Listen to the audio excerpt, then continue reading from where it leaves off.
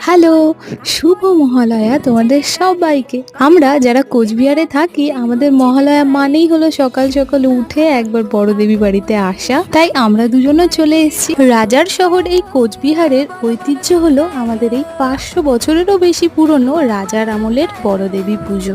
আর এই যে হলো আমাদের কোচবিহারের বড় দেবী মা ঠাকুরের চোখ আঁকা দিয়ে আজকে শুরু হলো পুজোর শুভ সূচনা।